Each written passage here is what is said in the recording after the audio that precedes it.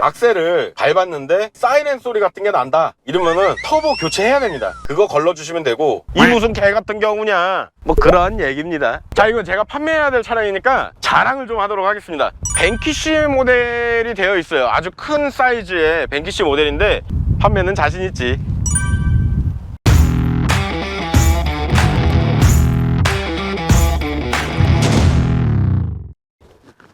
자, 시청자, 구독자 여러분 반갑습니다. 중고차에 대한 가장 솔직한 리뷰 카자씨입니다. 자, 오늘 가져올 차량은 쌍용의 픽업 트럭 더뉴 코란도 스포츠 가져왔습니다. 코란도 스포츠는 제가 기피를 하는 모델 중에 하나인데, 기피 모델은 제가 이따가 한번 설명을 드리도록 하겠습니다. 이거는 팁이에요, 팁. 어떻게 보면 코란도 스포츠를 고르시는 분들에 대한 팁을 드리는 거기도 하죠. 일단 먼저 오늘 이 리뷰할 차량 스펙 먼저 말씀을 드리도록 할게요. 2.2 CX7 4륜입니다. 4륜 클럽 모델이고요. 그거 말고도 패션, 비전, 익스트림 뭐 많이 있습니다. 많이 있는데 제가 가져온 모델은 클럽 모델이라는 점 참고하시면 되겠고, 이전은 2회가 됐어요. 그 이유는 딜러분이 요거를 매입을 하셨다가 다시 저한테 넘겼습니다. 저한테 이 도매가로. 그래서 네가 한번 팔아봐라 이러고 넘기셨어요. 그래서 이전은 2회가 되어 있습니다. 그건 어차피 원부 조회하면 다 나오는 사실이니까요. 보험 이력은 타차가에 20만원, 30만원짜리 요거 있습니다. 근데 이렇게 간단하게 스크래치 난 거나 이런 부분들은 중고차에서는 사고로 보지 않아요. 그래서 완전 무사고다.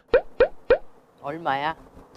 얼마인지 설명해야 되는구나. 자, 그러면 16년 등록에 17년형이라고 했는데 클럽 4륜 약 75,000km 탄 차량, 이렇게 색상까지 해서 이 차량 기준에서 시세는 1,600에서 700 사이 정도가 됩니다. 갭이 조금 나게 말씀드린 이유는 당연히 옵션 차이도 있을 수 있지만, 이 차량 같은 경우엔 코란도 스포츠, 뭐 렉스턴 스포츠, 뭐 액티온 스포츠 이런 차량들은 또 적재물 칸 쪽에 하드탑이 되어 있냐 아니냐 이런 걸 놓고도 가격이 조금씩은 다를 수 있다는 점. 왜냐면 하드탑 하는데 비용이 좀 많이 들어가요. 뭐 구조 변경도 좀 해야 되고 그런 부분이 있습니다. 그 점 참고하시면 될 것 같아요. 앞에를 보면은 참 뭔가 코란도스럽다.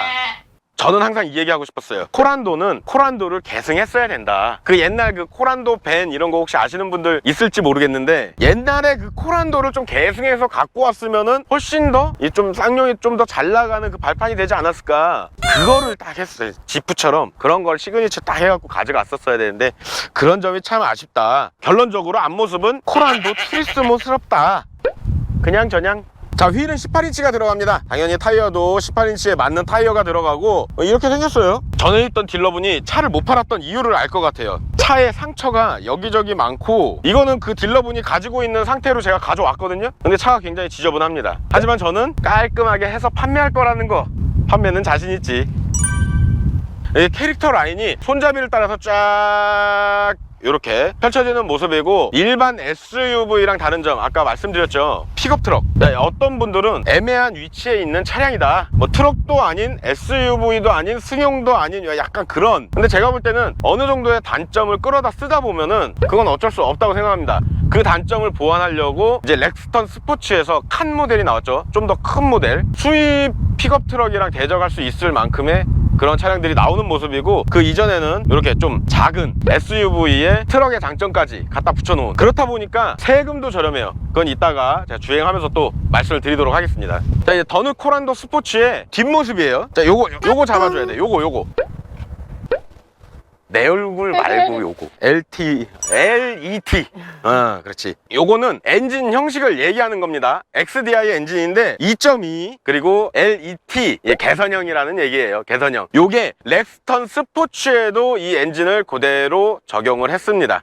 야, 들리세요? 딱 픽업 트럭스럽다. 자, 이건 제가 판매해야 될 차량이니까 자랑을 좀 하도록 하겠습니다. 지금 여기 힐랜더가 되어 있고, 듣기로는 벤키시 모델이 되어 있어요. 아주 큰 사이즈의 벤키시 모델인데, 원래 타시던 분들이 어르신이다 보니까 이 모델도 제대로 모르고 그냥 이렇게 빨아던지 거치대 이런 거랑 이 모든 구성을 다 해갖고 약 400만원 정도를 들여서 이렇게 장착을 하셨다고 해요. 근데 그 가격이 맞습니다. 벤키시에서 좀 큰 모델로 하면은 원래는 한 300 정도 하려나? 뭐 그 정도 할 것 같은데, 거기서 이렇게 바까지 다 제작을 하셨으면은 아마 400돈 가까이 들어간 게 맞는 것 같습니다. 근데 중요한 거는 저도 요거를 잘 몰라요. 전에 한번 판매할 때 펼쳐본 적은 있었는데, 이번에는 요거를 좀 사용을 하면서 안에 내부 실내, 안에 텐트 상태 이런 것도 한번 보면서 2탄까지 같이 가져갈 예정입니다. 2탄은 지금 이쪽에 보시면 안 나올 거예요.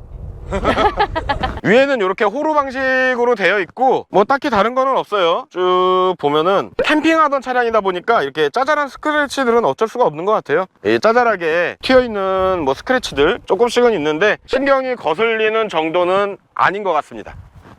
자, 이제 차량 엔진룸 한번 보도록 하겠습니다. 일단 먼저 엔진이 이전 코란도 모델 14년도 뭐 이런 것들 있잖아요. 코란도 스포츠 모델은 155마력이었는데 좀 개선되면서 178마력으로 성능이 업그레이드 됐습니다. 그리고 렉스턴 스포츠로 넘어가면서 또 181마력으로 업그레이드가 돼요. 중요한 건 미션입니다. 미션. 14년 7월 이전 모델들은 이 비트라 미션이 들어가요. 그게 굉장히 조심해야 되는 미션입니다. 그거는 사지 말란 얘기예요. 그래서 저도 매입을 잘 안 합니다. 이제 미션 튀는 현상 이라든지 변속이 느리다든지 고장이 잘 나는 미션이에요. 근데 그 이후로 14년 7월 이후로 약 한 1년, 2년? 2년 정도 기간 동안 벤츠 5단 미션이 들어갑니다. 그거는 왜 기피하냐? 비싸겠죠? 수리비가 비쌉니다. 그렇기 때문에 16년 7월부터 나오는 더 뉴 코란도 스포츠 아이신 6단 미션, 뭐 아이신 6단 미션도 제가 선호하는 미션은 아니지만 그래도 이 전에 있던 비트라 미션이나 이런 것들보다는 내구성이 훨씬 좋기 때문에 16년 7월 이후에 이제 아이신 6단 미션이 적용되어 있는 걸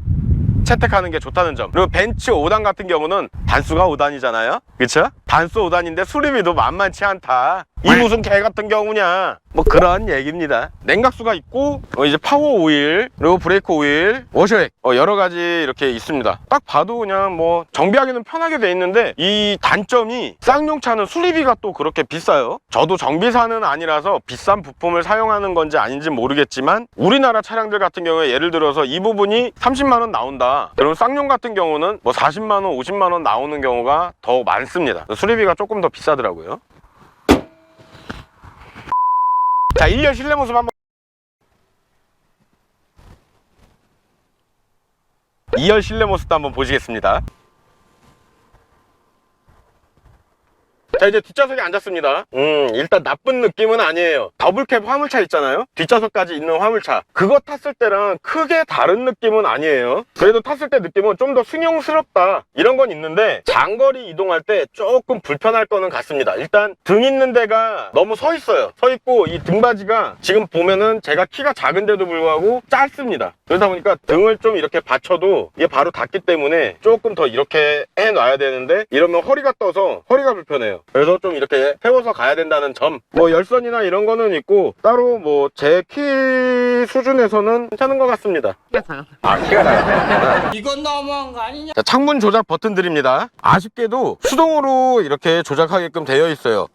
이렇게 올리거나 내리거나 앞으로 뒤로 이렇게. 이거는 이제 등받이. 그리고 앞뒤로도 왔다 갔다 할 수 있게 이쪽에 레버가 있습니다. 본넷 후드 여는 레버랑 주유구 여는 레버입니다. 사이드미러 열고 닫고 하는 거고 차체 자세 제어 장치입니다. 핸들 모양은 이렇게 생겼어요. 그 이전 버전은 핸들이 약간 다르게 생겼습니다. 오토라이트가 가능하고 특이한 점은 이렇게 비상 깜빡이가 이쪽에도 있고 급할 때는 이쪽에 비상 깜빡이를 누를 수 있게도 되어 있습니다. 차량 볼륨 조절하는 버튼, 블루투스 연결하는 버튼입니다. 뮤트, 음소 거죠? 크루즈 컨트롤 조작 버튼입니다. 이 차에도 레인 센서가 이렇게 들어가져 있어요. 한번 내리면 레인 센서가 작동을 하는 거고 이렇게 두고 다니시면 되겠습니다. 이쪽에 이렇게 보면 뭐 구멍을 뚫어서 장착을 해놨던 모양이에요. 근데 이렇게 막아놨네요. 자재를 하나, 자재값이 얼마 안 할 텐데 자재 하나 사서 바꿔주도록 해야겠습니다. 트립 리셋하는 버튼, 앞유리 열선, 뒷유리 열선, 그리고 사이드미러도 열선 되는 것 같습니다. 이쪽으로 하면 열선 시트고요. 이쪽으로 하면 통풍 시트. 통풍 시트는 옵션이에요. 옵션. 조수석도 가능하고 이거는 4륜 조작하는 건데 4H 이거는 눈길이나 빗길 이런 데서 사용을 하시면 되겠습니다. 4L 요거는 극한의 미끄러운 길, 예를 들어서 진흙탕이나 뭐 이런 곳들 있잖아요. 그런 데서 사용을 하시면 되겠고 평소엔 이렇게 2륜으로, 2륜 시에는 후륜입니다. 2륜으로 다니시면 됩니다. 에어컨 조작 버튼들이고 나머지 뭐 라디오, 미디어, 그리고 전화, 그리고 세팅을 이렇게 블루투스라든지 이제 음량 뭐 이런 거 조절하는 버튼이죠. 자, 요거는 윈터, 겨울에 미끄러운 길 다닐 때 이렇게 해놓으시면 되고 이거는 스탠다드, 그냥 평상시 컴포트 모드라고 뭐 보시면 될 것 같습니다. 그리고 수동 조작도 가능한데 미션 수동 조작하실 때는 이쪽으로 두시고 위로 올리면 플러스, 밑으로 올리면 마이너스, 변속이 올라간다는 얘기겠죠? 이렇게 조작이 됩니다. USB 단자나 옥스 단자도 있기 때문에 뭐 활용성은 괜찮은 것 같아요. 키에 배터리가 다 됐을 때는 이렇게 넣고 시동 걸면은 시동이 걸립니다. 그 점 미리 알아두시면 되고, 이쪽에 수납함은 참 덩치에 비해 쓰잘데기가 없다. 왜냐면 너무 이게 뭐 여기 뭐 넣는 거야? 너무 이게? 작아. 이거 뭐 그치? 꽂을 수가 없어. 뭐 넣을 수가 없어. 그냥 이렇게 그냥 열쇠나 뭐 이렇게 간단하게 그 정도인데, 이거는 뭐 종이컵도 안 들어가게 생겼냐? 시운전에서는 장단점을 간단하게 설명을 드리고, 2편에서는 아까 전에 뒤에 보셨던 핀란더 루프탑 텐트를 한번 펼치고 뭐 맛있는 것도 좀 먹고 뭐 그렇게 저도 리뷰를 해보도록 하겠습니다. 자, 그럼 출발하실까요?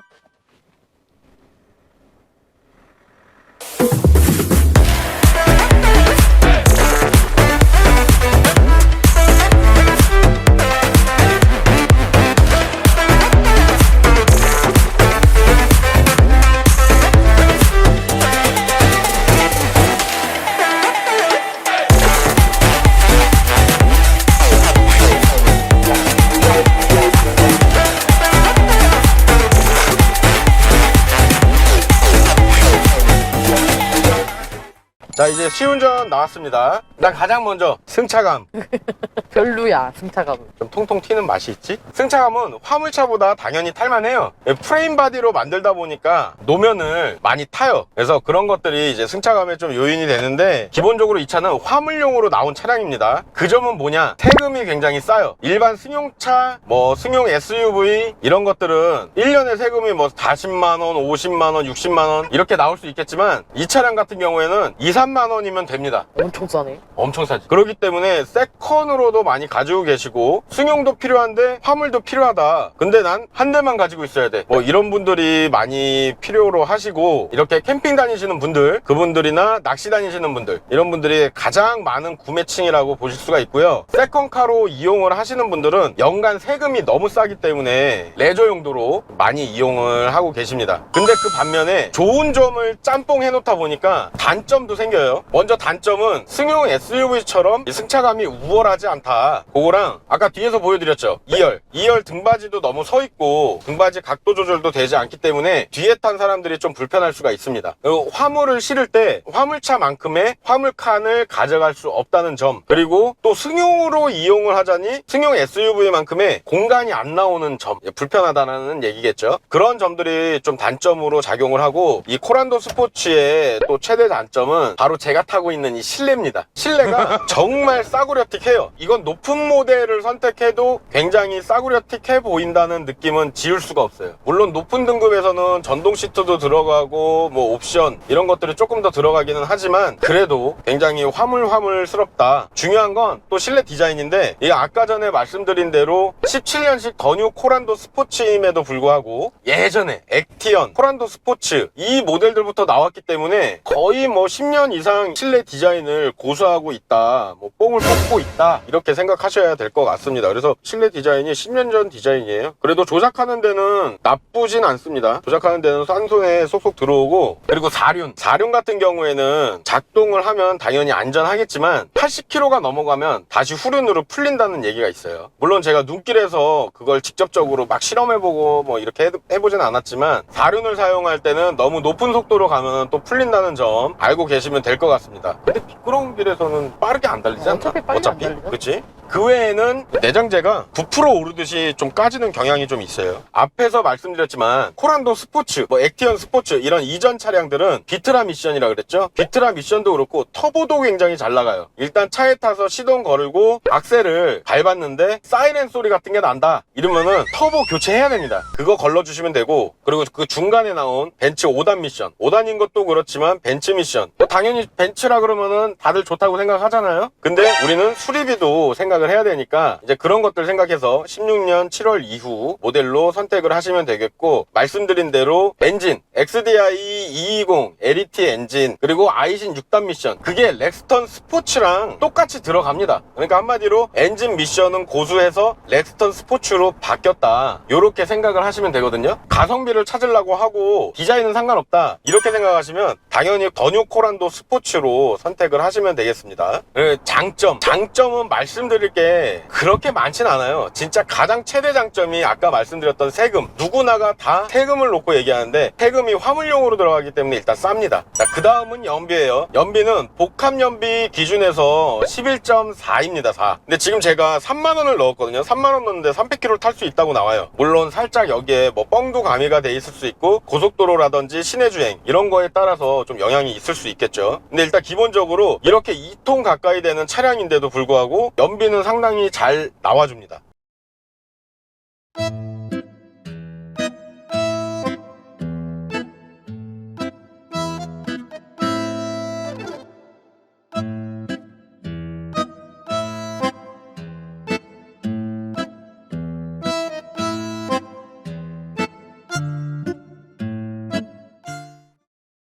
떠나는 거야. 아, 차에 타야지.